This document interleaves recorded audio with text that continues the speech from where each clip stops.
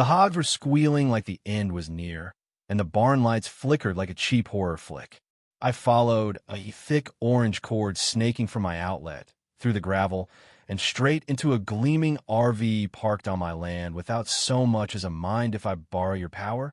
That's when I knew someone was stealing my electricity, and the faint smell of bacon wasn't coming from the pigs. It all started like most neighborhood dramas dow with the sound of something too fancy rolling where it didn't belong. I was out back, scooping feed into the troughs, the hogs grunting happily, when I heard the beep beep beep of a vehicle reversing. It sounded like it came with its own chauffeur. I rounded the barn, and there it was, a 45-foot RV, chrome mirrors glinting, fake palm tree decals plastered on the side, and a solar panel that looked untouched. Standing beside it, hands on hips like she owned my dirt, was Linda, the self-proclaimed queen of the HOA, even though their rules stopped at my fence. Linda had a reputation for sticking her nose where it didn't fit. A few months back, she tried to fine me for a rooster crowing at dawn. Problem is, I've never owned a rooster. Another time, she sent a letter about my grass being unkempt after a storm flooded my mower. But this was a whole new level of bold. I figured she was just lost, so I walked up, polite as could be, and asked if she needed help. She barely glanced at me, waved a paper about emergency RV accommodations, and said the HOA board had cleared her to park here temporarily. I pointed out she was on my land. She ignored me, setting up folding chairs under a pop-up canopy like she was hosting a county fair. That evening, things got weird. I went to check on the hogs before sunset and noticed the barn lights flickering like they were gasping for air. One heat lamp was dead, and the hogs, usually lazy after dinner, were pacing, one even knocking over a feed bucket. I'd rewired this barn myself last spring, added a stabilizer. Nothing should have been failing. Then I saw it outside, a heavy-duty orange cord, half hidden under a tarp, sneaking around the barn. I followed it, my stomach twisting across the driveway, under a gate, and right to Linda's RV. I almost laughed at the sheer nerve. I knocked on her RV door, maybe a bit too hard. Linda popped out, wine glass in hand, smiling like we were buddies. I asked what she was doing with my outlet. Cool as ice, she said her generator was too loud, and HOA rules frown on it, so she figured it was neighborly to use a shared outlet. I told her that outlet wasn't sure it'd power my barn, my livestock. Her smile didn't flinch. She said she'd only be a few days and called it a community favor. I yanked the cord out. Her RV went dark, the fridge beeping in protest. She looked like I'd unplugged her soul. I told her to move the RV by morning or I'd call the sheriff. She laughed, said the sheriff was on the HOA board, and slammed the door. I didn't sleep that night, replaying her smugness, her casual theft. By sunrise, I was back at the barn, checking for sneaky cords. She hadn't replugged, but she'd upped her game. A new cord ran from her RV to a power strip on my tool shed. This wasn't a mistake, it was a challenge. I didn't unplug it this time. Instead, I flipped a switch in the barn that sent all extra power to the industrial fans. Those beasts, meant to keep the barn cool, roared to life, blasting hog-scented air straight at Linda's canopy, where she'd set up a brunch table. By noon, she was at my door, coughing, red-faced, demanding I turn off the fans. I asked if she wanted to plug into them too. She sputtered HOA threats and stormed off, her cord trailing like a sad parade float. The next morning, a crowd gathered near my property line. Linda, dressed like she was headed to a yacht club, waved a clipboard and HOA papers, preaching to her loyalists, including Frank, a retired accountant who acted like the lawn police.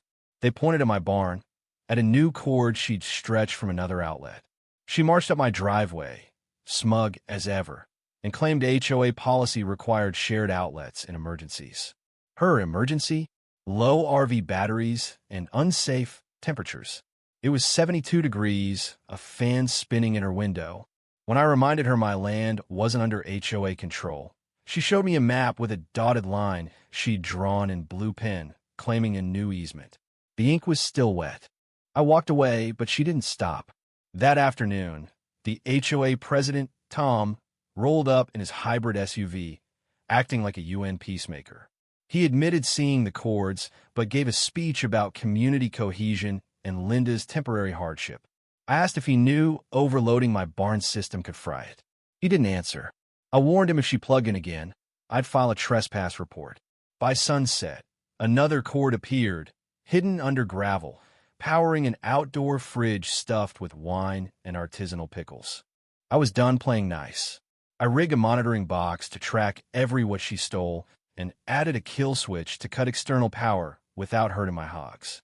I also wired a speaker to blast hog squeals mixed with grinding machinery at dawn. Linda burst out of her RV, half-eaten granola bar in hand, yelling about sparks and noises. I strolled over, casual, and suggested her generator was dying. She asked me to check the barn. I said I'd check with a lawyer first about theft. Her face froze, and she slammed the door. Linda rallied, starting a petition for emergency utility access. Some signed to avoid her wrath. Others didn't know the truth. I showed neighbors my tracking logs, the cords, the risks to my hogs. A few gave quiet thumbs-ups. Then my niece, Sarah, posted a video online, showing the barn, the fake birdhouse hiding Linda's cord, and the forged permit with my name scrawled in her handwriting. Titled, HOA Lady Steals Hog Barn Power, it went viral. Comments roasted Linda's entitlement. Memes of hogs and headsets popped up. Locals held a Free the Outlet cookout, while VYing signs like Unplug Linda. The news covered it, and I told them, honesty and respect go a long way. A stolen cord doesn't. Linda fought back, posting videos claiming she was bullied. But the HOA distanced itself, admitting they had no jurisdiction. Still, she kept her RV plugged in.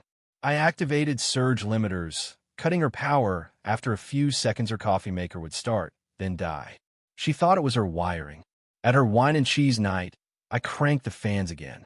Plates flew, wine spilled, and neighbors whispered about her overreach. She hired a shady inspector, who I sent packing. The community saw her for what she was. A county electrical inspector arrived, tipped off by Linda's complaint. He checked my barn, nodded at my setup, and asked about her RV's hookup. I showed him the forged permit. He raised an eyebrow. My name was on it, but it wasn't my signature. As a co-op board member, I showed him our records denying unauthorized hookups. Linda had voted against that rule. The inspector's report cleared me and cited her for illegal power use. I filed a small claims lawsuit, armed with logs, photos, and Sarah's video. In court, Linda's lawyer painted her as a Tim, me as a bully. But the forged permit, my data, and the real easement map crushed her case. The judge ruled she'd pay for the electricity, damages, and fees. Outside, I walked past her, feeling the weight lift.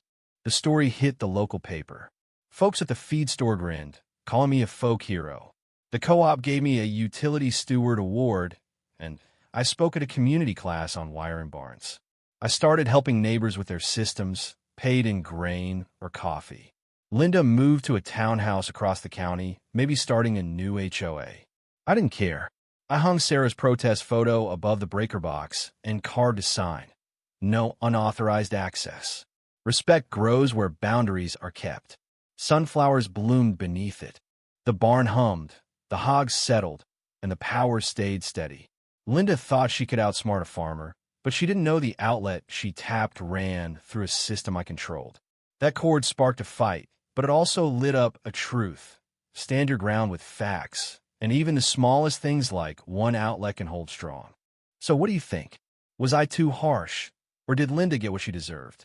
Should HOAs have any say over private land? Drop your thoughts below. Hit that like button if you're Team Hog Barn, and subscribe for more stories where entitlement meets its match.